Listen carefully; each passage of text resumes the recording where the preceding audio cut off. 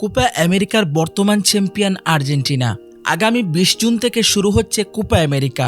শিরোপা ধরে রাখার মিশনে উদ্বোধনী দিনই মাঠে নামছে মেসির দল। তার আগে সুখবর পেল আর্জেন্টিনার ফুটবলাররা।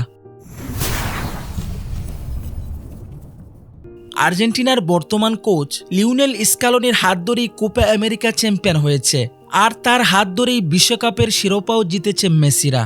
তবে কিছুদিন আগেই গুঞ্জন উঠেছিল আর বেশি দিন আর্জেন্টিনা কোচের দায়িত্বে থাকছেন না স্কালোনি। তবে এমন গুঞ্জন উড়িয়ে দিয়েছেন কোচ স্কালোনি নিজেই। স্কালোনি জানিয়েছেন, যতদিন আর্জেন্টিনার ফুটবল অ্যাসোসিয়েশন চাইবে ততদিন জাতীয় দলের কোচ হিসেবে কাজ করবেন তিনি। কোপা আমেরিকার আগে 2টি প্রীতি ম্যাচ খেলবে আর্জেন্টিনা। তার আগে নিজেদের জ্বালিয়ে নিচ্ছে মেসি মার্টিনেজরা। গত 2 জুন সংবাদ সম্মেলনে নিজের ভবিষ্যৎ নিয়ে কথা বলেছেন স্কালোনি। কোপার পরও আর্জেন্টিনার ডাগ আউটে থাকতে চান তিনি। তখন স্কালোনি বলেন, বছরটা খুব ভালো ছিল না।